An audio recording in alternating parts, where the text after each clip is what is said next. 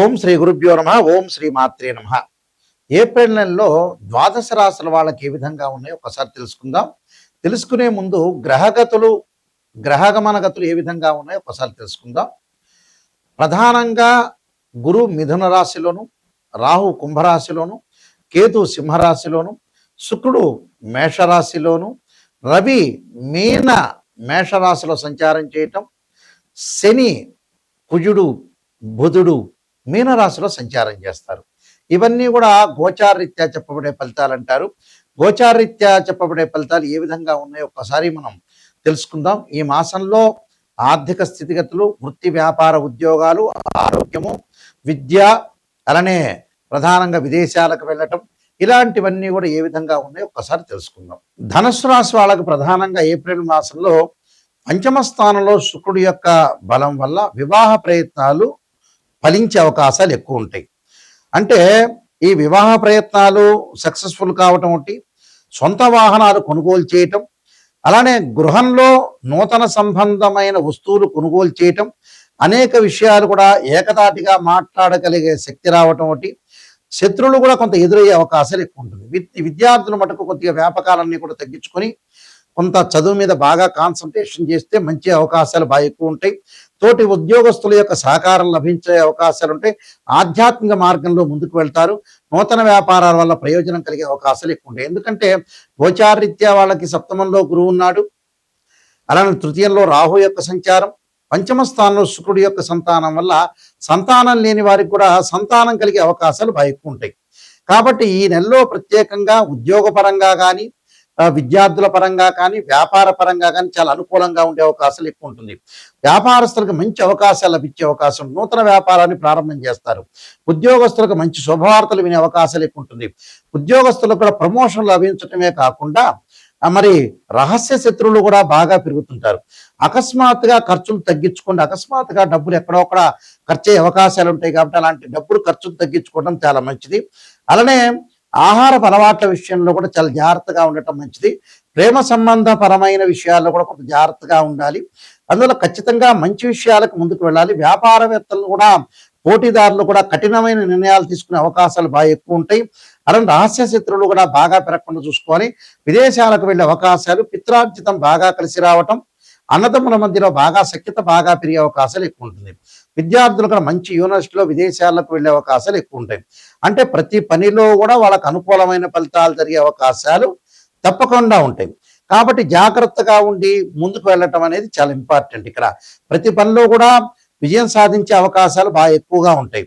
అందువల్ల తప్పకుండా మీరు ముందుకు వెళ్ళండి. అలానే మీ సంబంధించిన కొలీగ్స్ ఎవరైతే ఉంటారో, తోటి మిత్రులతో యొక్క కలయిక వల్ల కూడా చాలా మంచి జరిగే అవకాశాలు ఎక్కువ ఉంటాయి. కాబట్టి ఏదైతే మీరు గ్రాస్పింగ్ పవర్ ఉంది కదా అని ఎక్కువగా మాట్లాడితే కూడా కొన్ని ఇబ్బందులు రాకుండా చూసుకొని ముందుకెళ్ళండి. నేను కొన్ని పరిహారాలు చెప్పబోతున్నా. ఆ పరిహారాలు మీరు పాటించండి, మీకు మంచి జరిగే అవకాశాలు ఖచ్చితంగా ఉంటాయి. ఈ నెలలో ప్రధానంగా కొన్ని రెమెడీస్ అనేవి చేసుకోవాలి. ఆ రెమెడీస్లో ఏ ఏ గ్రహాలైతే మనకు బాగలేదో ఆ గ్రహాలని మనం ప్రసన్నం చేసుకోవడం చాలా ప్రధానమైన విషయం. ఇవన్నీ కూడా నిజం చెప్పాలంటే ఏం భయభ్రాంతులు చెందాల్సిన పని లేదు. మీరు ప్రశాంతంగా ఉండండి. రాశి ఫలం చూసిన వాళ్ళందరూ కూడా ప్రశాంతంగా ఉండి ఎక్కడైతే నెగిటివ్ ఉంటుందో దాన్ని మీరు పాజిటివ్ చేసుకొని ముందుకు వెళ్ళండి. అయితే ఇక్కడ నెగిటివ్ని పాజిటివ్ చేసుకోవటమే చాలా ఇంపార్టెంట్. ఎందుకంటే భయభ్రాంతులు చెందాల్సిన పని లేదు. ఎందుకంటే నిజం అనేది మీరు తెలుసుకోవాలి. నిజం తెలుసుకోలేకపోతే అబద్ధం అనేది చాలా మంచిది కాదు. అంటే లైఫ్ అనేది ఎప్పుడు కూడా అసత్య ధోరణిలో ఉండవు, సత్యంలోనే తెలుసుకోవాలి. సత్యంలోనే మనం ఏదైతే నిజాన్ని తెలుసుకున్నామో ఆ నిజంలో మనకి చెడు ఫలితాలు రావటానికి, చెడు ఫలితాలు ఈ నెలలో వస్తాయని మనం తెలుసుకున్న తర్వాత దాన్ని ఎలా మనం అధిగమించాలి, ఎలా అవరోధించాలి, ఎలా ఓవర్కమ్ చేయాలి అని తెలుసుకొని ముందుకు వెళ్తే నెగిటివ్ని మనం పాజిటివ్ చేసుకున్నట్టే. అంటే స్త్రీయ లోపం పెరుగుట పెద్ద విద్య, లోపం ఎరిగిన వాడే పూర్ణుడవుతాడట.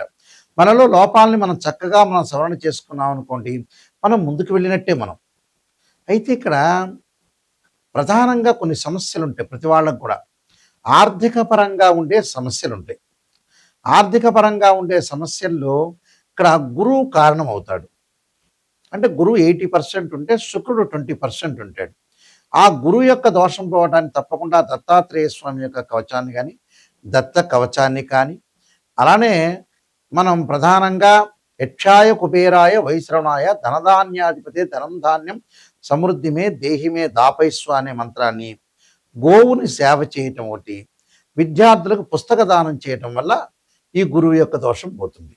అలానే శుక్రుడి యొక్క దోషం పోవాలంటే అమ్మవారి యొక్క ఆరాధన చేయాలి, లలితా సహస్రనామ పారాయణం చేయాలి, వారాహ స్తుతి చేయటం ఒకటి, లక్ష్మీ గణపతి యొక్క స్తోత్ర పారాయణం చేయటం చాలా మంచిది. అంటే వివాహం కానీ స్త్రీ పురుషులకి తప్పకుండా, అమ్మాయిలకేమో వరపాశుపతాశ్రుద్రాభిషేకం, అఘోర గౌరీ పాశుపతాశ్రుద్రాభిషేకం, అబ్బాయిలకు వచ్చేటప్పుడు కన్యా పాశుపతాశ్రుద్రాభిషేకం చేసుకోవడం చాలా మంచిది. శుక్రుడు సంబంధించిన హోమం చేసుకుంటే చాలా మంచిది. అలానే విద్యార్థులు వచ్చేటప్పుడు దక్షిణామూర్తి స్తోత్ర పాలనం చేయటం ఒకటి, దేవానాంచ ఋషీనాంచ గురుకాంచన సన్నిపం బుద్ధిమతం త్రిలోకేశం తమ నమామి బృహస్పతి అనే మంత్రాన్ని తప్పకుండా చదువుకోవాలి. అలానే అంగారకుడు మనకు బాగలేక రియల్ ఎస్టేట్ రంగం కానీ, వాహన ప్రమాదాలు కానీ, ఆరోగ్యపరంగా ఇబ్బందులు కలుగుతున్న వ్యక్తులు రాహుకాలంలో దీపం పెట్టడమే కాకుండా నవనాగా మండల పూజ, నవనాగా మండల స్తోత్రాన్ని పఠించడం చాలా మంచిది.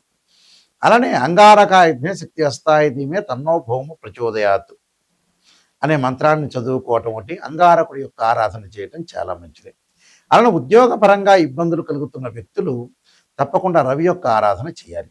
రవి యొక్క ఆరాధన చేసేటప్పుడు ప్రధానంగా ఆదిత్యాయుధ్నే సహస్రమూర్తాయుధీమే తన్నో సూర్య ప్రచోదయాత్ అనే మంత్రాన్ని, రవి సంబంధించిన ఆదిత్యుడి యొక్క స్తోత్ర పాలనం చేయటం మంచిది.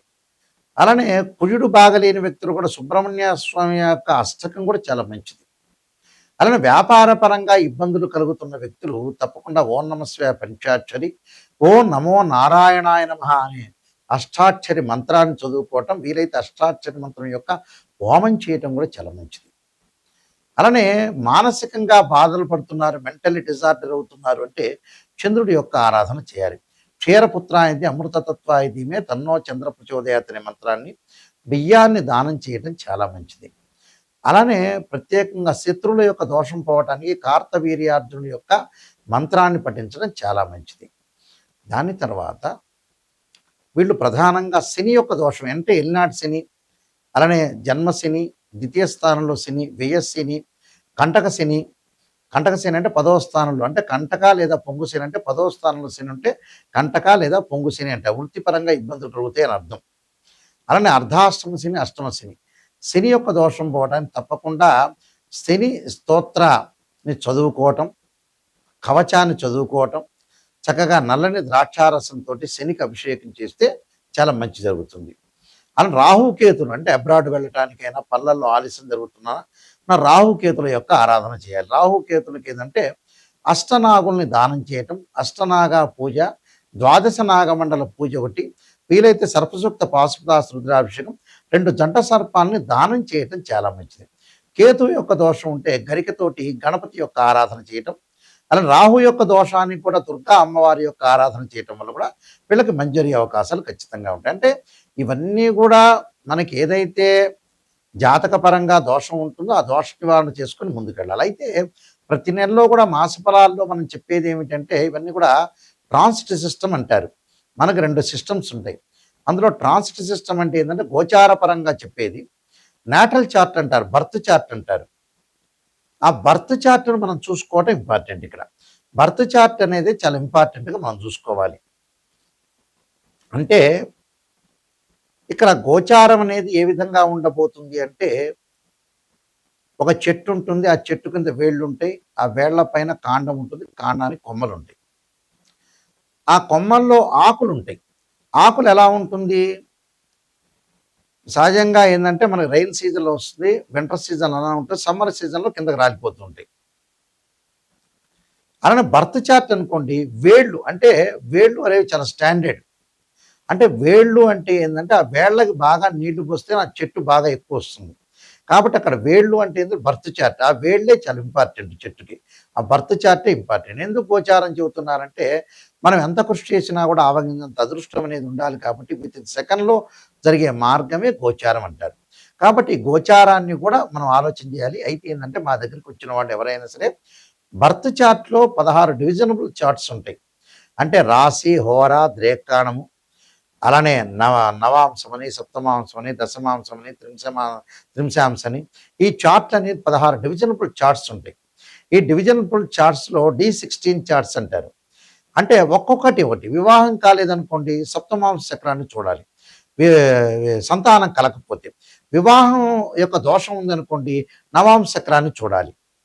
అంటే వివాహానికి నవాంశము, సంతానానికి సప్తమాంశము, వృత్తిపరంగా ఉండేదానికి దశమాంశం.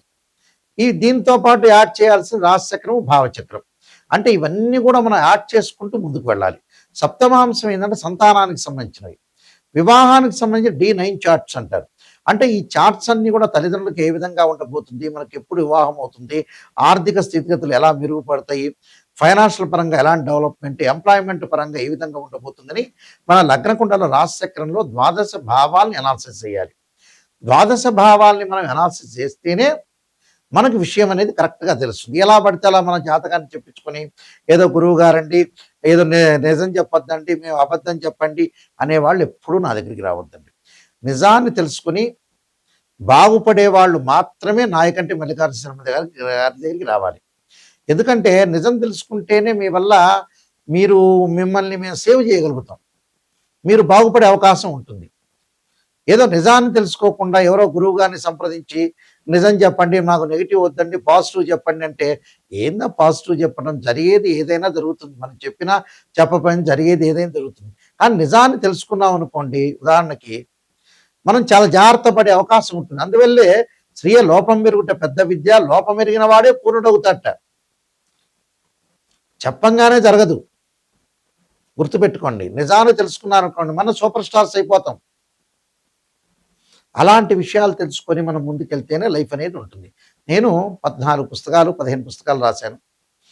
కాలసర్పయోగము, కాలసర్పయోగ చంద్రిక, రాహుకేతులు, ఛాయాగ్రహాలు, పుత్రగణపతి వ్రతము, సర్వదేవతా గోత్రములు పార్ట్ 1 పార్ట్ 2, స్వప్నశాస్త్రము, దాంతోపాటు నవగ్రహ దోషాలకి తొలగిపోవడానికి దశమహావిద్యల యొక్క స్తోత్ర పారణ, అమ్మవారి యొక్క పారణాలు, అలానే బృహత్ పరిహార సింధు, దాంతోపాటు ప్రత్యేకంగా వివాహ మార్తాండము, జాతక చంద్రిక, ప్రొడక్షన్ ఆఫ్ ఆస్ట్రాలజీ, ఇలాంటి నెంబర్ ఆఫ్ ఆస్ట్రాలజీ బుక్స్ రాశాను. ఇవన్నీ కూడా రాజమండ్రి మోహన్ పబ్లికేషన్ వారి దగ్గర దొరుకుతాయి. కావాల్సిన వాళ్ళు మమ్మల్ని కూడా మీరు సంప్రదించవచ్చు. అయితే జాతక పరంగా ఏంటంటే క్లారిటీ తెలుసుకోవాలి. అలానే మా వెబ్సైట్ ఉంటుంది, www.nayakanti.com కానీ nayakanti.in కానీ. ఎవరైనా సరే నిజాన్ని తెలుసుకునే వాళ్ళు మాత్రమే నాకు ఫోన్ చేయండి. నా స్క్రీన్ మీద స్క్రీన్ మీద స్క్రోలింగ్ అవుతున్న నెంబర్ ఉంటుంది. ఆ నెంబర్కి మీరు కాల్ చేసి మీరు తెలుసుకోండి.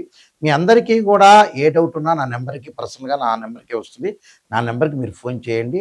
మీరు బాగుపడాలనుకునే వ్యక్తులు మాత్రమే నాకు ఫోన్ చేయండి. టైం పాస్ అయిన వాళ్ళు, ఊరికి మాట్లాడదాం అనుకునే వ్యక్తులు ఫోన్ చేయొద్దండి. అయితే మాట్లాడొచ్చు, దాని తప్పు లేదు. నిజాన్ని తెలుసుకోవాలి, నేను బాగుపడాలి, నాయకంటి గారి దగ్గరికి వెళ్ళి నేను బాగుపడాలి అనే వ్యక్తులు మాత్రమే మీరు ఫోన్ చేయండి దయచేసి. మీ అందరికీ కూడా మంచి జరగాలని శ్రీ పరమేశ్వరుడి యొక్క కరుణాకటాక్షం ఉండాలని ఆశిస్తూ సర్వే జన సుఖినో భవంతు.